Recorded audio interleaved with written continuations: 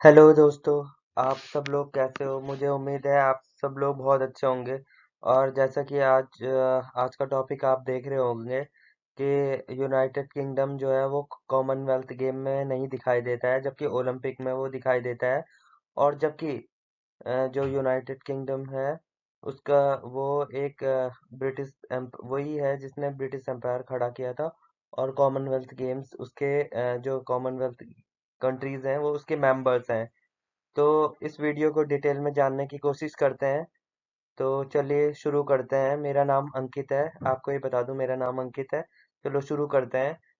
तो जैसा कि आप देख सकते हैं रियो 2016 में जो ओलंपिक हुए थे उसमें आप देख सकते हैं जो ग्रेट ब्रिटेन है उसका फ्लैग आप देख सकते हो, और जो उसकी टीम है उसको जो टोटल मेडल मिले थे वो ये मेंशन है। और उसकी जो पेंशन है पोजीशन है वो सेकंडवी रैंक रही थी ओलंपिक रियो में 2016 में। जबकि टोक्यो में जो यूनाइटेड किंगडम है ग्रेट ब्रिटेन वो चौथे नंबर पे रहा था।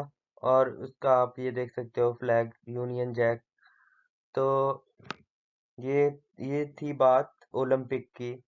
तो अब बात करते हैं कॉमनवेल्थ गेम की जो अभी रिसेंटली हुए थे। जो आपके जो जो ये कॉमनवेल्थ गेम्स हुए थे ये बर्मिंघम सिटी में हुई थी, जो ये यूनाइटेड किंगडम की एक सिटी है। और ये जो इवेंट चले थे कॉमनवेल्थ गेम्स के वो 28 जुलाई से 8 अगस्त तक चले थे।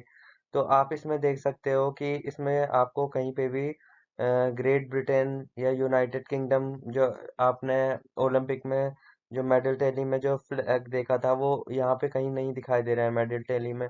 इसका रीजन क्या है इसको जानने के लिए मैं आपको नेक्स्ट स्लाइड्स में दिखाता हूँ कि इसका इस मैप से इस जोग्राफिकल एरिया से मैं आपको समझाने की कोशिश करता हूँ।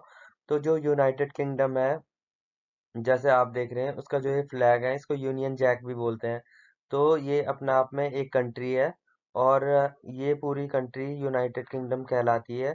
इसमें चार कंट्रियां मिली हुई हैं, इसके अंडर में चार कंट्रियां आती हैं। एक नॉर्दर्न आयरलैंड हो गया, एक स्कॉटलैंड हो गया, एक इंग्लैंड हो गया, एक वेल्स हो गया। तो ये ये सारे मिला के एक कंट्री है जिसको बोलते हैं हम यूनाइटेड किंगडम। बट जो ये अलग अलग कंट्री है जैसे England, Wales, Scotland, Northern Ireland, तो इनके भी अपने अपने फ्लैग हैं। तो आपने मुझे लगता है कि जो नॉर्दर्न आयरलैंड है वो बहुत कम लोगों ने सुना होगा। नॉर्दर्न आयरलैंड का नाम इतना न्यूज़ में आता नहीं है। तो ये एक इसीलिए बहुत लोगों ने सुना भी नहीं होगा। जबकि आयरलैंड जो ये मेन आयरलैंड है रिपब्लिक ऑफ आयरलैंड, जिसकी जो कैपिटल है वो डबलिन में है और इसकी बेलफास्ट है इसकी अपनी कैपिटल।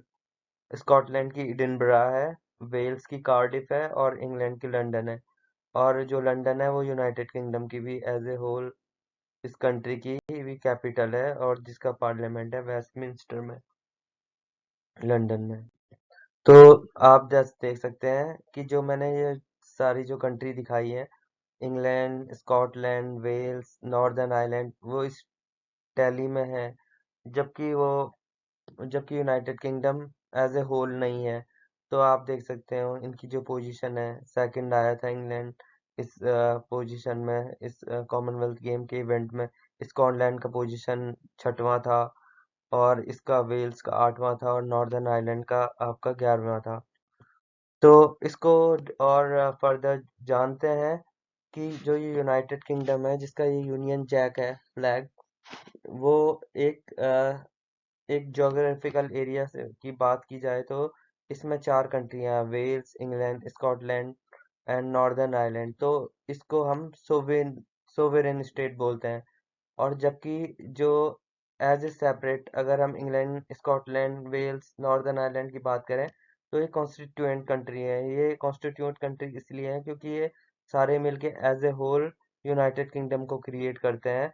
और यूनाइटेड किंगडम ही ऐसी है जो इन सारी कंट्रियों को गवर्न करती है। ये अकेले अपने आप को या एक दूसरों को गवर्न नहीं करती है, इसलिए ये कॉन्स्टिट्यूएंट कंट्री है। ये सोवेरेन कंट्री नहीं है। इनका अपना एक पॉलिटिकल पावर नहीं है अपने आप में। तो इसीलिए United Kingdom as a whole अपने आप में एक सोवरेन स्टेट कहला जाता है। और ओलंपिक की यही क्राइटेरिया है कि ओलंपिक में कॉन्स्टिट्यूट कंट्री पार्टिसिपेट नहीं कर सकती ओलंपिक में, सोवरेन स्टेट होना जरूरी है, इसलिए ये यूनाइटेड किंगडम ओलंपिक में पार्टिसिपेट करती है, जबकि ये नहीं करती है। इसका रीजन यही है क्योंकि ये कॉन्स्टिट्यूएंट कंट्री है और ये सोवरेन स्टेट है। और जबकि कॉमनवेल्थ गेम में ऐसा नहीं है, कॉमनवेल्थ गेम में कॉन्स्टिट्यूएंट कंट्री पार्टिसिपेट करती हैं, तो इसलिए ये चारों स्प्लिट हो जाती हैं। यूनाइटेड किंगडम अपने आप में स्प्लिट होके अपना जो कंट्री है उसके हिसाब से खेलती हैं, कॉमनवेल्थ गेम में पार्टिसिपेट करती हैं। तो अब आपने एक चीज नोटिस की होगी कि जो मेडल टैली है उसमें जो ओलंपिक में है वो यूनाइटेड किंगडम नहीं लिखा रहता है, उन्होंने ग्रेट ब्रिटेन लिखा रहता है। ये ऐसा क्यों है? आपको मैं पहले बता दूं, ग्रेट ब्रिटेन जो है वो ये वाला पार्ट है। इस ग्रेट ब्रिटेन में आयरलैंड नहीं आता है। आयरलैंड यूनाइटेड किंगडम का पार्ट है लेकिन ग्रेट ब्रिटेन का पार्ट नहीं है। ये वेल्स, इंग्लैंड एंड स्कॉटलैंड ये ग्रेट ब्रिटेन को बनाते हैं। तो पहले हिस्ट्री में क्या हुआ था, इंग्लैंड ने वेल्स और स्कॉटलैंड पे मतलब राज किया था, तो इन्होंने फिर इसको एक ग्रेट ब्रिटेन नाम दिया था, इसको कंबाइन करके ग्रेट ब्रिटेन बनाया। फिर ग्रेट ब्रिटेन ने आयरलैंड को स्प्लिट करके नॉर्दर्न आयरलैंड अपने कब्जे में ले लिया था, इस पे रूल किया था, तो ये फिर यूनाइटेड किंगडम कहलाए। तो ऑफिशियली जो यूनाइटेड किंगडम को हम बोलते हैं the United Kingdom of Britain and Northern Ireland. तो the United Kingdom of Britain ये हो गया, एंड नॉर्दर्न आयरलैंड। तो ये ये टीम है यूनाइटेड किंगडम की। बट ये जो ओलंपिक है, ओलंपिक में ये ग्रेट ब्रिटेन के नाम से ही खेलते हैं, जबकि ग्रेट ब्रिटेन ये है और आयरलैंड भी इनसे मिला हुआ है, और ये फ्लैग ये यूज करते हैं, और ये जो अपना नाम रखते हैं वो ग्रेट ब्रिटेन रखते हैं। तो ये एक सोर्स बीबीसी की एक आर्टिकल में देखा था, तो वहां मुझे पता चला कि ये ऑफिशियली ये जो है इसको 99 से इन्होंने, ये ऑफिशियली तो है यही great Britain and Northern Ireland Olympic team, but इन्होंने जो एक टर्म दिया हुआ है ओलंपिक में रिप्रेजेंट करने के लिए, वो इन्होंने टीम ग्रेट ब्रिटेन दिया हुआ है, टीम जीबी। तो इसका ये कतई मतलब नहीं है कि इसमें नॉर्दर्न आयरलैंड नहीं है टीम जीबी में जो ओलंपिक में पार्टिसिपेट करता है। बट इन्होंने ये ब्रिटिश ओलंपिक एसोसिएशन, उनका जो ब्रिटिश ओलंपिक एसोसिएशन है उसकी, उन्होंने ये चीज ये टर्म दिया हुआ है टीम जीबी, तो इसी इसका यही मेन कारण है।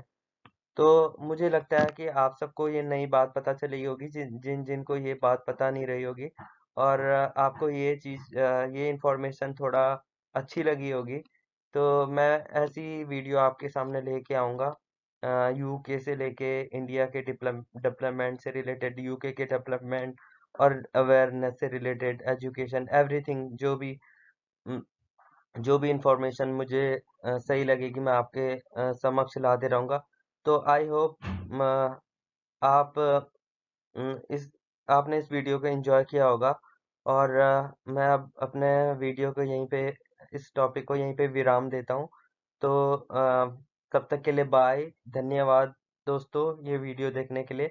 और आप मेरे चैनल को जरूर सब्सक्राइब कर लीजिएगा अगर आपने सब्सक्राइब नहीं किया है, और लाइक, कमेंट और शेयर जरूर कर लीजिएगा। तो गुड बाय दोस्तों।